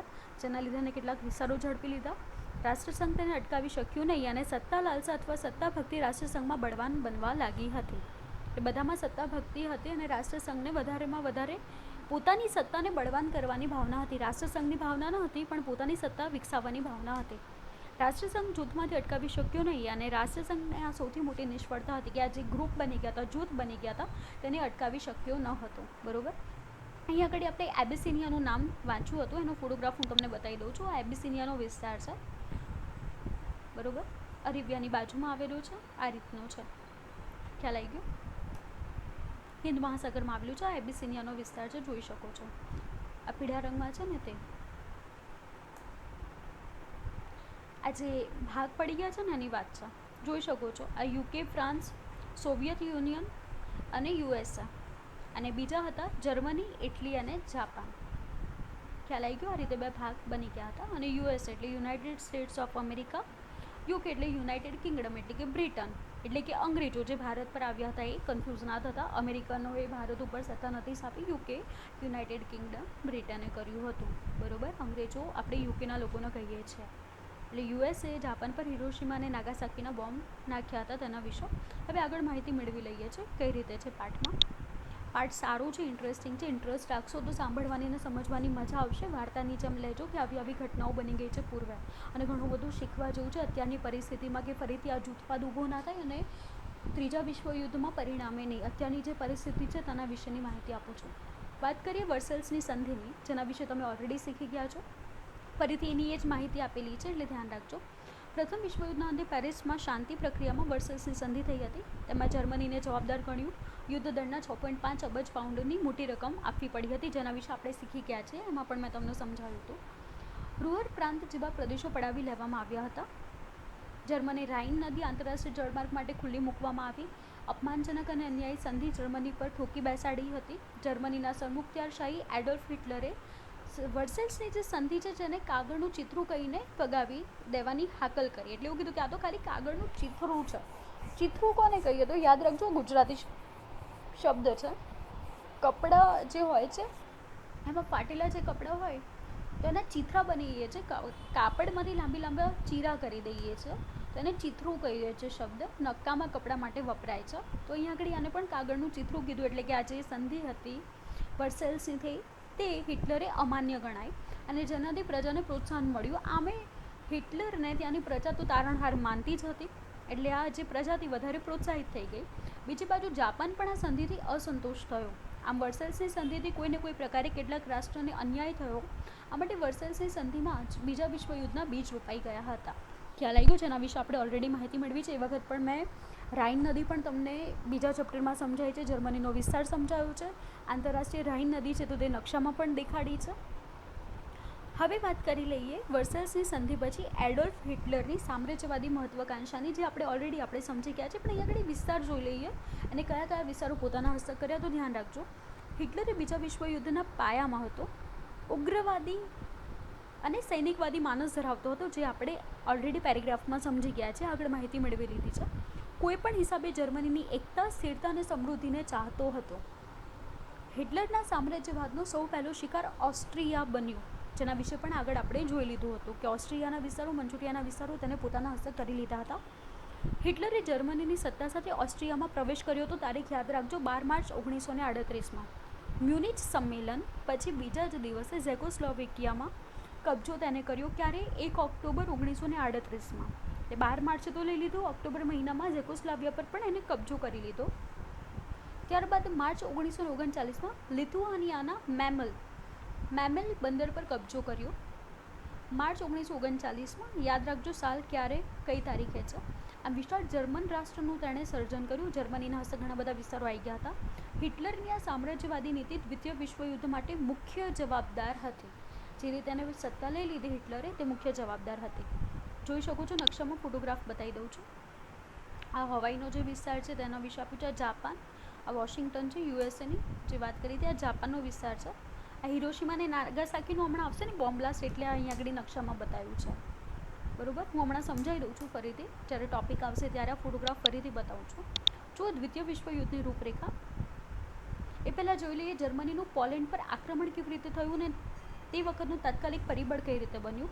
તો આ બધા જ પરિબળો જો હતા ઉપરના, જેનાથી સમગ્ર વિશ્વને દારૂગોળાના મોટા ઢગ પર લાવીને બેસાડી દીધું હતું. આપણે પહેલાં જોઈ લીધું કે કઈ રીતે બધા પોતાના શસ્ત્રોને વધારતા હતા, એટલે બધા દેશો દારૂગોળાના ઢગલા ઉપર બેસી ગયા હતા. નાનીકડી ચિંગારી એ મોટો ભયાનક વિસ્ફોટ કરવા માટે જવાબદાર બની. આ ચિંગારી ચાપવાનું કામ જર્મનીએ શાંત પોલેન્ડ પર આક્રમણ કર્યું. પોલેન્ડ દેશ એવો છે જે ખૂબ જ શાંત છે, એનો ક્યારેય પણ કોઈ સાથે ઝઘડો કે કશું હોતું નથી, એટલે શાંત પોલેન્ડ હતું, જેના પર આક્રમણ કોણે કર્યું? જર્મનીએ. જર્મનીના હિટલરે કઈ તારીખે? 1 સપ્ટેમ્બર 1939ના પહેલા પરોઢે. આથી દ્વિતીય વિશ્વયુદ્ધનો જે સ્ટાર્ટિંગ હતી, શરૂઆત હતી, પ્રારંભ હતો એ થયો. યાદ રાખજો, 1 માર્કનો મોસ્ટ આઈએમપી સવાલ. એટલે પોલેન્ડના સંરક્ષણ માટે બ્રિટન અને ફ્રાન્સ આવી ગયા, અને બ્રિટન અને ફ્રાન્સે જર્મનીના યુદ્ધ બંધ કરવા માટે ચેતવણી આપી, પણ જર્મની માન્યું નહીં, તેને ઉપેક્ષા કરી. તેથી બ્રિટન અને ફ્રાન્સે આ યુદ્ધમાં જંપ લાવ્યું અને પરિણામે સમગ્ર વિશ્વમાં દ્વિતીય મહાયુદ્ધની જ્વાળાઓ થઈ. ખ્યાલ આવી ગયો? પોલેન્ડ, બરોબર, જે હમણાં નકશામાં બતાવ્યું હતું એ. આજે મેં તમને 4 ભાગ સમજાયા હતા, એ ભાગ અને આ પોલેન્ડનો જે વિસ્તાર છે તેના વિશે હવાઈ, જાપાન, આ યુએસ વોશિંગ્ટન અને આ જાપાન અને હિરોશિમા. બરોબર, પોલેન્ડનો વિસ્તાર કોણે લઈ લીધો હતો? જર્મનીએ. યાદ રાખજો. રૂપરેખા ધ્યાનથી સમજજો. દ્વિતીય વિશ્વયુદ્ધ શરૂ થતાં ફરીથી બંને જૂથોમાં વહેંચાઈ ગયું. એક તરફ હતા ઇંગ્લેન્ડ અને ફ્રાન્સની આગેવાનીવાળું મિત્ર રાષ્ટ્રનું જૂથ, બીજી બાજુ જર્મની, ઇટલી અને જાપાન જેવા ધરી રાષ્ટ્રનું જૂથ. બરોબર. આ ઉપરાંત યુદ્ધખોર માનસ ધરાવતા બીજા કેટલાક પરિબળો પણ પ્રવેશ્યા હતા. જેમને યુદ્ધ કરવાનું જે માનસ હતું તે લોકો પણ અંદર આવી ગયા, જેમાં જાપાને હાવાઈ ટાપુઓમાં પર્લ હાર્બર ખાતે આવેલા અમેરિકન નૌકાદળ પર આક્રમણ કર્યું. અહીંયા સૌથી મોટી શરૂઆત થઈ કે જાપાની જે રીતે હવાઈ ટાપુઓ જે હતા પર્લ હાર્બર ઉપર અમેરિકનોનું જે નૌકાદળ હતું ત્યાં આક્રમણ કર્યું. પરિણામે જે અમેરિકા તટસ્થતાની નીતિમાં હતો એને ક્યાંય કોઈ પણ યુદ્ધમાં વચ્ચે જોડાવું નહોતું, એટલે અમેરિકા અહીંયા આગળ શું કર્યું? એને વળતો હુમલો કર્યો. જે પોતાની તટસ્થતાની નીતિ હતી એને છોડી દીધી અને મિત્ર રાષ્ટ્રમાં ઉમેરાઈ ગયું હતું. તેથી મિત્ર રાષ્ટ્રની તાકાત આપોઆપ વધી ગઈ હતી. વિશ્વયુદ્ધનું ઘમાસાણ ચાલ્યું, જેમાં જાપાની તાકાતને રોકવા અમેરિકાએ જાપાનમાં હિરોશિમા અને નાગાસાકી એમ 2 નગર પર અણુ બોમ્બ ફેંક્યો. જાપાનમાં 1,24,000થી વધુ નાગરિકોનો ભોગ લેવાયો અને મહાવિનાશ સર્જાયો, જેના વિશે તમને ખબર જ છે. જાપાનની શરણાગતિ ક્યારે સ્વીકારી? 1 માર્કનો સવાલ પૂછાય. 11 ઓગસ્ટ 1945માં અને દ્વિતીય મહાવિશ્વયુદ્ધનો અંત આવ્યો, જેમાં જાપાને ઘણું બધું ગુમાવ્યું છે. ખ્યાલ રાખજો. અહીંયા આગળ ફોટોગ્રાફમાં બધું સમજાવું. પર્લ હાર્બર ક્યાં આવેલું છે તેના વિશે પણ હું તમને માહિતી આપી દઉં છું. હિરોશિમા અને નાગાસાકી વિશે પણ જોઈ લઈશું. મિત્ર રાષ્ટ્ર અને ધરી રાષ્ટ્ર તમને આપી દીધા છે, બરોબર. અહીંયા આગળ ફોટોગ્રાફમાં માહિતી આપી છે. હવાઈનો આ પર્લ હાર્બરનો છે ટાપુ તે જે હવાઈ પર આવેલો છે, અત્યારે હવાઈના નામે ઓળખાય છે, તમે સાંભળ્યું છે. અહીંયા નીચે તમે જોઈ શકો છો પર્લ હાર્બર લખેલું છે, એટલે ધ્યાન રાખજો. આ પર્લ હાર્બર એટેક આપી દીધો છે ડિસેમ્બર 7, 1941માં થયો હતો, તેની માહિતી અહીંયા આગળ આપેલી છે, બરોબર. આ યુએસના અંડરમાં હતું. જાપાનના હિરોશિમા, તો આજે સ્ટાર કરેલું છે હિરોશિમા છે. આ ટોક્યો હિરોશિમા છે. હિરોશિમા અને નાગાસાકી જોઈ શકો છો. આજે એરો કરેલું છે, ગ્રીન આપેલું છે હિરોશિમા છે ને આગળ રેડ છે નાગાસાકી છે. આ યુનાઇટેડ નેશન્સના જેટલા પણ દેશો છે જેના વિશેનું અહીંયા આગળ ફોટોગ્રાફ્સમાં માહિતી છે, જેના વિશે આપણે આગળ શીખીશું. ખ્યાલ આવી ગયો હશે નકશામાં ક્યાં આગળ હિરોશિમા અને નાગાસાકી આવ્યું છે તે. પાઠ ઉપર જઈએ છીએ. યાદ રાખજો, આ રૂપરેખા ખૂબ જ ઇમ્પોર્ટન્ટ છે, એક્ઝામમાં પૂછાય, 1 માર્કના સવાલો પણ પૂછાય. જાપાનની શરણાગતિ ક્યારે સ્વીકારી? પરિણામ શું હતા તો યાદ રાખજો. આર્થિક પરિણામ શું થયા તો યુદ્ધમાં ભયંકર વિનાશ થયો. દ્વિતીય વિશ્વયુદ્ધનો ભાગ લેનાર તમામ રાષ્ટ્રોનો પુષ્કળ ખર્ચ થયો. મેં પહેલાં જ વાત કરી, યુદ્ધ ગમે તે દેશો વચ્ચે થશે, નુકસાન તો બંનેને થવાનું છે. કોઈ જીતશે, કોઈ હારશે, જમીનનો ટુકડો મળશે, પણ નુકસાન તો બંનેને થવાનું જ છે. અમેરિકાએ $350 અબજ અને બીજા રાષ્ટ્રોએ $1 અબજ કરતાં પણ વધારે ખર્ચ કર્યો છે. આટલો બધો ખર્ચ થયો હતો અને કિંમતી સંપત્તિ હતી જેટલી પણ તે નાશ થઈ ગયો હતો. ઇંગ્લેન્ડે 2000 કરોડની મિલકત ગુમાવી. જર્મનીએ તો કલ્પના જ ન કરવી રહી. વિચાર કરો, જર્મનીએ તો ઘણું બધું ગુમાવ્યું હતું. દ્વિતીય વિશ્વયુદ્ધ માટે વિશ્વના રાષ્ટ્રોએ યુદ્ધમાં ઉપયોગી શસ્ત્ર સરંજામના ઉત્પાદનને વધારે મહત્ત્વ આપ્યું હતું. આપણે આગળ જોઈ લીધું હતું કે બધાએ મહત્ત્વ ઉત્પાદનને આપ્યું હતું, શસ્ત્રો વધારવાને આપ્યું હતું. તેથી જીવન જરૂરિયાતની ચીજવસ્તુની અછત ઊભી થઈ અને ઉત્પાદન ઘટ્યું, ફુગાવો વધ્યો, રોજીરોટીની મુશ્કેલી થઈ, બજારોમાં જરૂરી માલની તંગી થઈ અને આર્થિક જીવન બધાનું અસ્તવ્યસ્ત થઈ ગયું. પરિણામે વિશ્વના રાષ્ટ્રો મહામંદીમાં ધકેલાયા અને વિશ્વના રાજકારણમાં અને અર્થકારણમાં યુગ પ્રવર્તક ફેરફારો થયા. આખા યુગને બદલી કાઢ્યું હતું. આજે દ્વિતીય વિશ્વયુદ્ધ હતું ને, મેં તમને પહેલાં જ કીધું હતું, કોઈ પણ યુદ્ધ થાય ત્યારે નુકસાન બંનેને થશે, કારણ કે કોઈ પણ યુદ્ધ થશે તો જેટલું પણ બજેટ હશે દેશનું એ યુદ્ધમાં વપરાશે. એટલે દેશના જે આર્થિક વિકાસના કામો કરવાના છે, ગરીબીને હટાવવાના કામો કરવાના છે, લોકોના ડેવલપમેન્ટના કામો છે, બધા જ અટકી જશે અને બધું જ ફંડ, બધું જ ફાળો દારૂગોળા છે, સૈનિકોમાં છે, બધા જ પૈસા લાગશે. આમ આર્થિક મહામંદી દરેક યુદ્ધ પછી જોવા મળે છે. એટલે જ નથી કહેતા કે યુદ્ધ થાય તો દેશ 10 થી 15 વર્ષ પાછળ ધકેલાઈ જાય છે. શા માટે? તો એનું મુખ્ય કારણ આ છે કે જેટલું પણ ઇન્વેસ્ટમેન્ટ હોય છે, જેટલું પણ રોકાણ હોય છે, જેટલું પણ સરકાર પાસે પૈસા હોય છે, બધા યુદ્ધમાં વપરાઈ જાય છે, દેશના વિકાસમાં વપરાતા નથી, એટલે તેટલા વર્ષે પાછળ ચાલ્યા જાય છે. ચીનમાં સામ્રાજ્યવાદની સ્થાપના થઈ હતી, સામ્યવાદની, અને ચીનમાં સામ્રાજ્યવાદ પણ આપણને જોવા મળે જ છે. અહીં આગળ ચીનના સામ્યવાદની વાત કરીએ છીએ, યાદ રાખજો. અત્યારે આપણે જોઈએ છીએ ચીનમાં સામ્રાજ્યવાદ પણ છે, વધારે ને વધારે સત્તા મેળવવાનું, વધારે ને વધારે વિસ્તારો ઝડપવાના તેમની વિચારસરણી જોવા મળે છે. રશિયામાં બોલ્શેવિક ક્રાંતિ આપણે શીખી ગયા છે, ચેપ્ટર 2માં મેં આખું તમને સમજાવ્યું છે. આ બોલ્શેવિક ક્રાંતિ સામ્યવાદી ધોરણે ભાવિ વિકાસ પર ઝડપથી કંડારી અને તેની પ્રગતિ હાંસલ કરી. તેનાથી વિશ્વભરમાં ઘણા રાષ્ટ્રો પ્રભાવિત થઈ ગયા હતા. ચીન પણ પ્રભાવિત થઈ ગયું. દ્વિતીય વિશ્વયુદ્ધ પછી જાપાનની શક્તિ ક્ષીણ થઈ ગઈ, ઓછી થઈ ગઈ. આવા સંજોગોમાં ચીનનો પ્રભાવ પણ ઓસરી ગયો. ચીન પર જે પ્રભાવ હતો, ચીનના જે વિસ્તારો કોણે લઈ લીધા હતા, જાપાને જે લઈ લીધા હતા, જે પ્રભાવ ઓસરી ગયો અને તેનો લાભ ત્યાંના માઓ ત્સે તુંગના નેતૃત્વ તળે ચીનમાં થયેલ ક્રાંતિને અંતે સામ્યવાદી શાસનની સ્થાપના થઈ 1949માં. આ અત્યારે જે જિનપિંગ છે તે માઓ ત્સે તુંગના નેતૃત્વમાં જે સત્તા સ્થપાઈ છે એની જ પેઢી છે, આગળ વધે છે. એટલે એની પાર્ટીમાં જ એનો માઓ ત્સે તુંગે જે નેતૃત્વ હેઠળ પોતાની પાર્ટી સ્થાપી હતી સામ્યવાદીની, એના પરિણામે જ અત્યારે આ ચાલે છે ચીનમાં. અત્યારે જોવા મળે છે સત્તા એ માઓ ત્સે તુંગની જ સત્તા ચાલે છે. ખ્યાલ આવી ગયો? અને એ સામ્યવાદી શાસન છે, આપણને ખબર છે ત્યાં લોકશાહી નથી. એટલે આ જે એક સત્તા ઉપર આવી છે, પક્ષ છે, એની જ પેઢી દર પેઢી, એટલે કે પેઢી એટલે અહીંયા આગળ પુત્રની વાત નથી થતી, અહીંયા આગળ પેઢીની વાત એવી રીતે થાય છે કે જે લોકો માઓ ત્સે તુંગના પક્ષમાં જોડાયા છે તે લોકો જ ત્યાં આગળ શાસન સ્થાપી શકે છે, સત્તા પર આવી શકે છે, એવી વાત છે અહીંયા આગળ. અહીંયા પેઢીનો અર્થ પિતાના પછી પુત્ર આવે છે એવી વાતમાં નથી. અહીંયા આગળ શું થશે કે માઓ ત્સે તુંગે જે નેતૃત્વ હેઠળ ચીનમાં સામ્યવાદીની સ્થાપના કરી છે, શાસનની સ્થાપના કરી છે, એ પાર્ટીમાં જે લોકો જોડાયા છે એ લોકોની જ સત્તા રહી છે. બીજું કોઈ પાર્ટી કે બીજું કોઈ પક્ષ ત્યાં આગળ નથી. બરોબર. આથી ચીનમાં સામ્યવાદીની સ્થાપના થઈ. ઠંડુ યુદ્ધ, કોલ્ડ વોરનો જન્મ થઈ ગયો, જે આપણને ખબર જ છે, અત્યારે પણ જોવા મળે છે રશિયા અને અમેરિકા વચ્ચે. તો આ દ્વિતીય વિશ્વયુદ્ધ થયું, એના પછી વિશ્વ અમેરિકા અને રશિયા એમ બે મહાસત્તામાં વહેંચાઈ ગયું, બે ભાગ પડી ગયા, જે અત્યારે આપણે અનુભવીએ છીએ, જોઈએ છે. યુદ્ધ દરમિયાન બંને રાષ્ટ્ર મિત્ર હતા, પણ યુદ્ધ પછી બંનેમાં મતભેદ થઈ ગયા અને લોકશાહી દેશ અમેરિકા અને સામ્યવાદી દેશ રશિયા પરસ્પર વિરોધી જૂથ બની ગયા. અને આ બંને જૂથોમાં વિશ્વના અન્ય નાના રાષ્ટ્રો પોતાની અનુકૂળતા મુજબ જોડાયા. એટલે ઘણા રાષ્ટ્રો અમેરિકાના પક્ષમાં, તો ઘણા રાષ્ટ્રો રશિયાના પક્ષમાં જોડાઈ ગયા. ભારત એવું છે જેને અમેરિકા અને રશિયા બંને જોડે સારા સંબંધો છે. બંને જૂથોએ અમેરિકા અને રશિયા બંને જૂથોએ એકબીજાના મતનું ખંડન કરીને પોતાના મતને સમર્થન આપ્યું.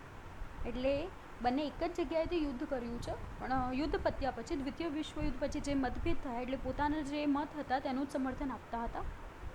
તેમણે શસ્ત્ર વગરના ઠંડા યુદ્ધની સ્થિતિનું સર્જન કર્યું. એટલે શસ્ત્ર નહોતું, પણ છતાં પણ યુદ્ધ જેવી પરિસ્થિતિ એકબીજાના વિરોધમાં. એટલે ઘણીવાર ત્રીજું વિશ્વયુદ્ધ થવાની સ્થિતિ સર્જાતા રહી ગઈ. એટલે આ ઠંડા યુદ્ધના લીધે ઘણીવાર એમ થયું કે યુદ્ધ થશે, પરંતુ આ ઠંડુ યુદ્ધ ચાલ્યું છે, ત્રીજું વિશ્વયુદ્ધ થયું નથી. હવે વાત છે સંયુક્ત રાષ્ટ્રની, યુનાઇટેડ નેશન્સ, જેનું પ્રતિક અહીં આગળ સિમ્બોલ તમને ચોપડીમાં આપેલું છે ઓલરેડી. પ્રથમ વિશ્વયુદ્ધના અંતે વિશ્વમાં આંતરરાષ્ટ્રીય શાંતિ સ્થાપવાના હેતુથી હવે રાષ્ટ્રસંઘની સ્થાપના જે કરવામાં આવી હતી, પણ દ્વિતીય વિશ્વયુદ્ધ થયું અને રાષ્ટ્રસંઘ નિષ્ફળ થઈ ગયું, જેથી દ્વિતીય વિશ્વયુદ્ધ પછી ફરીથી વિશ્વમાં શાંતિ, સલામતી અને સહઅસ્તિત્વ સ્થાપવા માટે સંયુક્ત રાષ્ટ્ર યુનાઇટેડ નેશન્સ યુએનની સ્થાપના થઈ. 24 ઓક્ટોબર 1945ના રોજ તેનું કાર્યાલય ન્યૂયોર્કમાં રાખવામાં આવ્યું છે. આ ફોટો છે જે તમને આપેલો છે. સંયુક્ત રાષ્ટ્રની સ્થાપના માટે બીજા વિશ્વયુદ્ધમાં અમેરિકા જોડાયું. ત્યારથી જ આ દેશોમાં પ્રયત્ન થયા કે બધે શાંતિ થાય. માનવ સ્વતંત્રતા, શાંતિ અને સલામતી માટે અમેરિકાના પ્રમુખ રૂઝવેલ્ટે અમેરિકન કોંગ્રેસને, એટલે કે સંસદને સંદેશો આપતા મહત્ત્વની 4 સ્વતંત્રતાની ઘોષણા કરી હતી. આ જે સ્વતંત્રતા છે તેના વિશે આપણે બંધારણમાં પણ શીખ્યા છે. આમાંથી કેટલીક સ્વતંત્રતા આપણને પણ મળી છે, આપણા સંવિધાને આપેલી છે. 4 સ્વતંત્રતા અમેરિકાના પ્રમુખ રૂઝવેલ્ટે અમેરિકન કોંગ્રેસ સંસદ જે છે ત્યાં આગળ રજૂ કરી હતી. બરોબર, આપણે જોઈ લઈએ. રૂઝવેલ્ટ અને વડાપ્રધાન જે બ્રિટનના જે ચર્ચિલ, બંનેના ફોટોગ્રાફ્સ બતાવી દઉં છું એટલે તમને આઈડિયા આવશે. યુનાઇટેડ નેશન્સની વાત છે. જો આ મેમ્બર ઓફ યુનાઇટેડ નેશન્સ છે, જેટલા પણ સભ્યો છે એ બધાના નકશા અહીંયા આગળ રજૂ કરેલા છે. બધાના જે રાષ્ટ્રધ્વજ છે, સિમ્બોલ્સ છે, બધા અહીંયા આગળ રજૂ કરવામાં આવ્યા છે. જોઈ શકો છો, આટલા અત્યારે જોડાયેલા છે. હમણાં જે ચોપડીમાં પણ ફોટો આપેલો છે તે અહીંયા આગળ છે. ન્યૂયોર્કમાં જે હતું, આ ન્યૂયોર્કનો વિસ્તાર અહીંયા આગળ નકશામાં દેખાડ્યો છે તમને. આ રૂઝવેલ્ટ જેની વાત કરી હતી એમનો ફોટોગ્રાફ છે. આ ચર્ચિલનો, બ્રિટનના હતા એ ચર્ચિલ. બરોબર, હવે વાત કરીએ પાઠ ઉપર. કયા 4 સ્વતંત્રતા હતી યાદ રાખજો. વિચાર અને વાણીની સ્વતંત્રતા, ધાર્મિક સ્વાતંત્ર્યની, આર્થિક સ્વાતંત્ર્યની અને ભયમાંથી મુક્તિના અધિકારોનો સમાવેશ કર્યો. એટલે નિરંતર જે ભયમાં બીજા દેશો રહે છે, નાના દેશો રહે છે, તેમાંથી મુક્તિ માટેની વાત હતી. રૂઝવેલ્ટનો ફોટો બતાવી દીધો છે.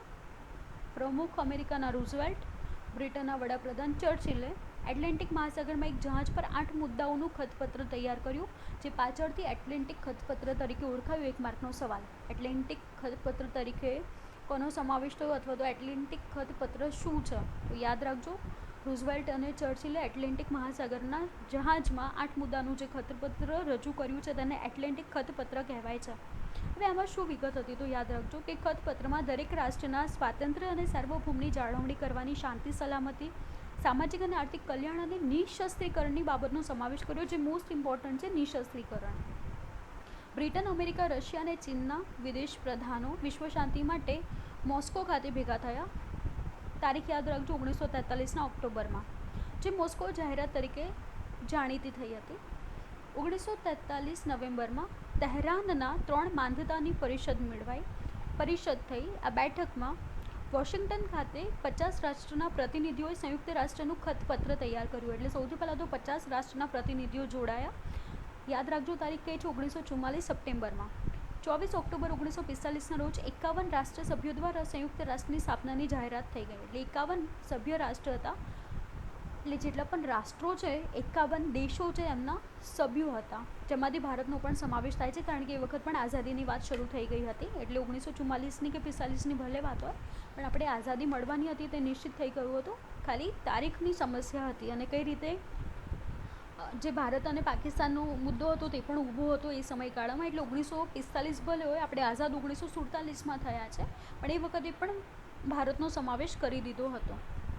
ત્યારથી શરૂ કરીને આજ સુધી 24 ઓક્ટોબરનો દિવસ યુએન દિવસ એટલે કે યુનાઇટેડ નેશન્સ ડે તરીકે ઉજવવામાં આવે છે. યાદ રાખજો, મોસ્ટ આઈએમપી 1 માર્કનો સવાલ. હાલમાં 193 રાષ્ટ્ર સભ્ય છે, 193 દેશોનો સમાવેશ થાય છે. જે એટલાન્ટિક ઓશિયન છે જેની માહિતી આપી છે યુએન કાઉન્સિલ, આ રીતની બેઠક છે, જોઈ શકો છો. આના વિશે આગળ તમારે હજુ પણ માહિતી તો મેળવવાની છે જ, બરાબર. આ નેધરલેન્ડ છે જેની વિગત આપેલી છે, જેના વિશે આપણે પાઠમાં શીખીશું.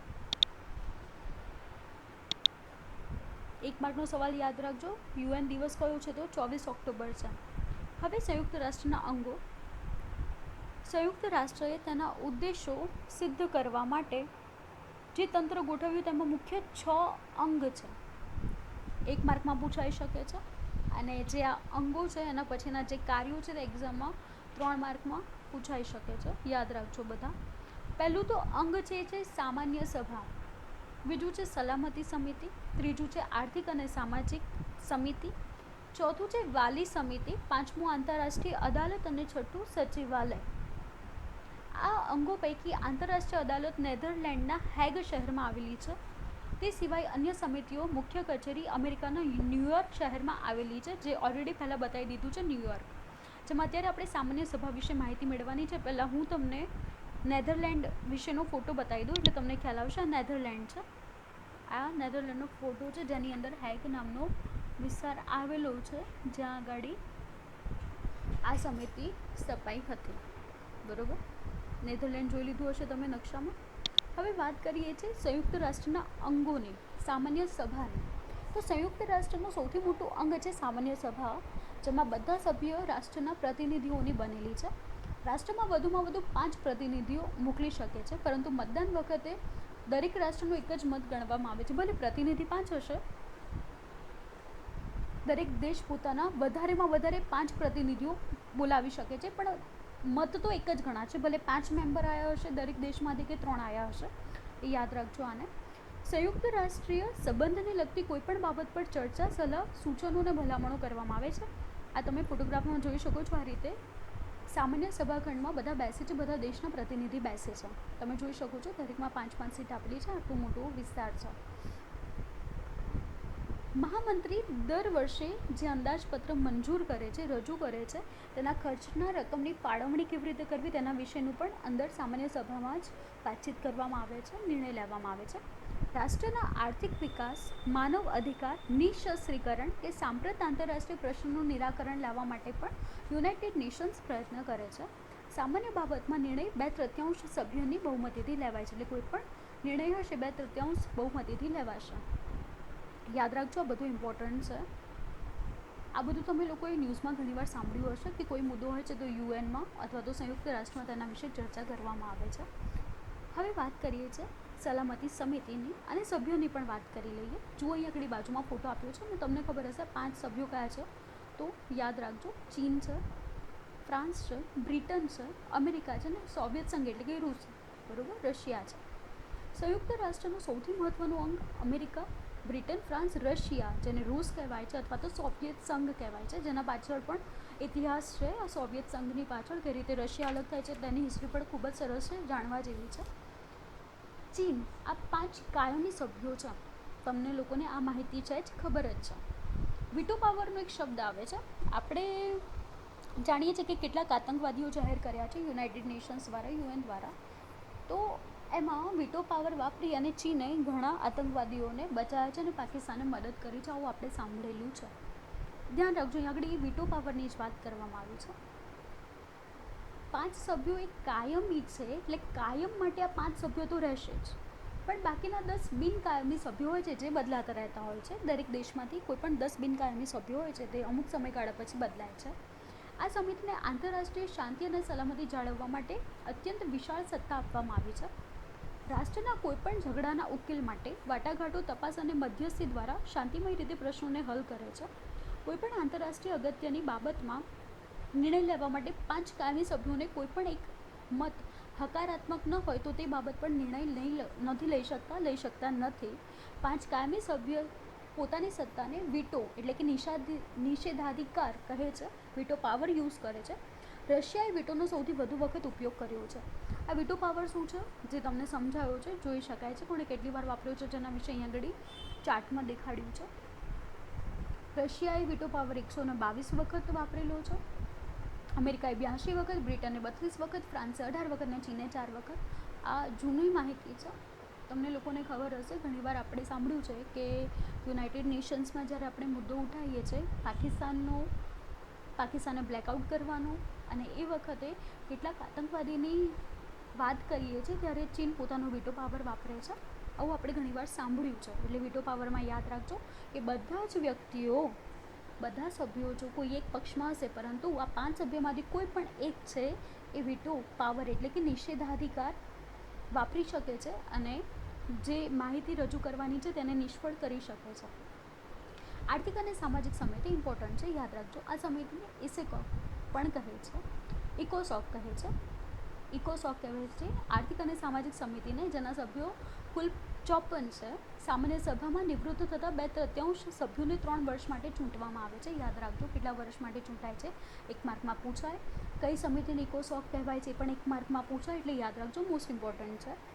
આ સમિતિ ધર્મ, જાતિ, પ્રદેશ કે ભેદભાવ વગર વિશ્વના રાષ્ટ્રની પ્રજાનું જીવન ધોરણ ઊંચું લાવવા માટે પ્રયત્ન કરે છે. આ સમિતિ પેટા સમિતિઓ વિશ્વભરમાં કાર્ય કરે છે.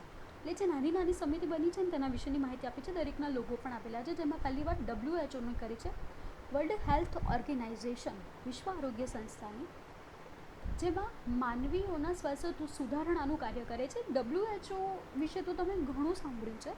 જે દરેક દેશોમાં, એવું નથી કે કોઈ એક દેશમાં, દરેક દેશોમાં જે પણ વિસ્તાર પછાત છે, જ્યાં લોકોને યોગ્ય સ્વાસ્થ્ય સુધારણાનું કાર્ય થતું નથી, યોગ્ય સ્વાસ્થ્યની તકેદારી નથી રાખવામાં આવતી, હોસ્પિટલો નથી, ત્યાં WHO કાર્ય કરે છે, મદદ કરે છે.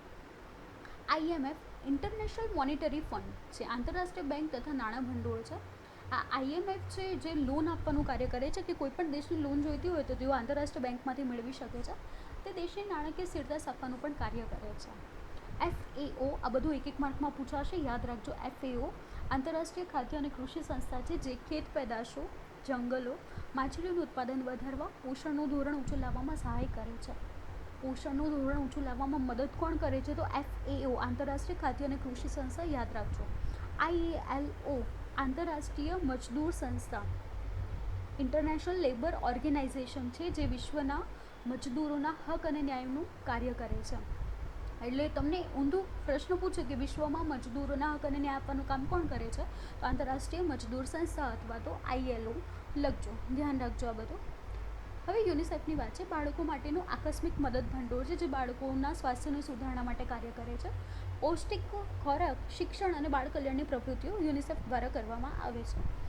યુનેસ્કો, બંનેમાં ઘણો મોટો ડિફરન્સ છે, યાદ રાખજો. યુનિસેફ એ બાળકોના ખોરાક, શિક્ષણ અને બાળ કલ્યાણની પ્રવૃત્તિમાં કાર્ય કરે છે. યુનિસેફ છે જે બાળકો માટેના વિકાસમાં કાર્ય કરે છે. યુનેસ્કો છે જે શૈક્ષણિક, વૈજ્ઞાનિક અને સાંસ્કૃતિક સંસ્થા છે, જેમાં નિરક્ષરતાનું નિવારણ કરવાનું, અહીંયા બાળકોની બધાની વાત થાય છે નિરક્ષરતામાં, કે જે પણ નિરક્ષર છે તેનું નિવારણ કરવાનું, સાક્ષર કરવાનું, શિક્ષણ દ્વારા માનવીનું જીવન ધોરણ ઊંચું લાવવા માટે પ્રયત્ન કરવાનો, ન્યાય આપવાનો, શિક્ષણ, વિજ્ઞાન અને સંસ્કૃતિના સાધનો દ્વારા રાષ્ટ્ર વચ્ચે સહકાર સાધવાનું કામ કરે છે.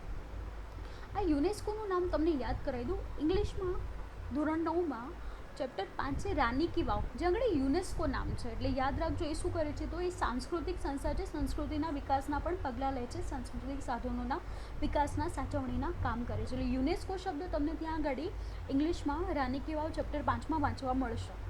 હવે આપણે વાત કરેલી આગળ એની જે પેટા સંસ્થા છે તેની, કે આ પેટા સંસ્થાઓ પ્રાદેશિક સમિતિઓ પણ હતી જે વિવિધ કાર્ય કરે છે. આ 2 માર્કમાં પૂછાય. વાલી સમિતિ છે, તો આ સમિતિમાં 5 કાયમી સભ્ય રાષ્ટ્ર હોય છે. તેમને સામાન્ય સભામાં પસંદ કરેલા દેશના પ્રતિનિધિઓ હોય છે. અગાઉ વાલીપણા મેન્ડેટ હેઠળ જે પ્રદેશો હતા તેમજ જે પ્રદેશોને સ્વતંત્રતા મળી ન હતી તેવા દ્વિતીય વિશ્વયુદ્ધના પરાજિત થયેલા પ્રદેશોની દેખરેખ રાખવાની, સામાજિક, આર્થિક, રાજકીય જેવી બાબતોનો વિકાસ કરવાની જોવાની ફરજ વાલી સમિતિની છે. એટલે વાલી સમિતિ શું કામ કરશે? તો જે લોકો દ્વિતીય વિશ્વયુદ્ધમાં પરાજિત થયેલા છે તે પ્રદેશોની દેખરેખ રાખશે. તેમના સામાજિક, આર્થિક, રાજકીય બાબતો વગેરેને જોવાનું કામ પણ કરે છે વાલી સમિતિ. એટલે કે જેમ વાલી પોતાના બાળકને સાચવે છે તે રીતે આ વાલી સમિતિ છે જે કોઈ નબળો દેશ હશે એને સાચવણી કરે છે, સામાજિક રીતે, આર્થિક રીતે, રાજકીય રીતે તેને મદદ પહોંચાડે છે. આ કાર્ય કરે છે વાલી સમિતિ. આંતરરાષ્ટ્રીય અદાલત મુખ્ય મથક નેધરલેન્ડનો હેગ છે. 15 ન્યાયમૂર્તિ હોય છે. 9 વર્ષ માટે નિયુક્ત થાય છે. યાદ રાખજો, 1 માર્કમાં પૂછાશે, ઘણા સવાલો નીકળે છે આમાંથી, અને 2 માર્કનો એક પૂછાય કે આંતરરાષ્ટ્રીય અદાલત વિશે સમજાવો, તો આ બધી વિગતો તમારે લખવાની હશે. 2 રાષ્ટ્ર વચ્ચેના વિખવાદનો નિકાલ કરે છે. રાષ્ટ્ર વચ્ચે ઝઘડો અદાલત સમક્ષ રજૂ કરવામાં આવે છે, તેનો ચુકાદો આપશે અને કાયદા વિષયક સલાહ આપવાનું કામ કરશે. યાદ રહ્યું આંતરરાષ્ટ્રીય અદાલત શું છે તે તમને ખબર જ હશે. આપણે આંતરરાષ્ટ્રીય અદાલતમાં ભારત પાકિસ્તાનનો એક મુદ્દો અત્યારે ચાલે છે, આંતરરાષ્ટ્રીય અદાલતમાં જ ચાલે છે. સચિવાલયની વાત કરી લઈએ. સંયુક્ત રાષ્ટ્રના મહામંત્રીની કચેરીને સચિવાલય કહે છે. 1 માર્કમાં પૂછાશે કોને કહેવાય છે. સામાન્ય સભા તેને મહામંત્રીની નિમણૂક 5 વર્ષ માટે કરશે. મહામંત્રીને કાર્યમાં મદદ કરવા માટે મંત્રી, વ્યવસ્થાપકો, મદદનીશો, ભાષાંતરકારો, નિષ્ણાતોનો સમાવેશ થશે. અને આ સંયુક્ત રાષ્ટ્રનું સચિવાલય ન્યૂયોર્કમાં આવેલું છે. વિશ્વમાં શાંતિ સ્થપાય, વિશ્વમાં એકતા અને બંધુત્વનું સ્વપ્ન સાકાર થાય તે માટે સંયુક્ત રાષ્ટ્ર હંમેશા પ્રયત્નશીલ રહે છે, જે અત્યારે પણ ચાલુ છે તેમનું કાર્ય. એ સચિવાલયનો મુદ્દો પણ 2 માર્કમાં પૂછાશે. યાદ રાખજો કે સચિવાલય કોને કહે છે. નિમણૂક મહામંત્રીની કેટલા વર્ષ માટે થાય છે? તો 5 વર્ષ માટે. આ રીતે અહીં આગળ આ પાઠ પૂરો થાય છે. નૂતન વિશ્વ તરફ પ્રયાણ, જે અત્યારે આપણે નૂતન વિશ્વને જોઈ શકીએ છીએ કે કઈ રીતે બદલાવ આવ્યો છે બીજા વિશ્વયુદ્ધ પછી. યુનાઇટેડ નેશન્સ કઈ રીતે કાર્ય કરે છે. 1 માર્કના બહુ બધા સવાલો આવે છે. આમાં અહીં આગળ આ પાઠ ત્રીજો પૂરો થાય છે.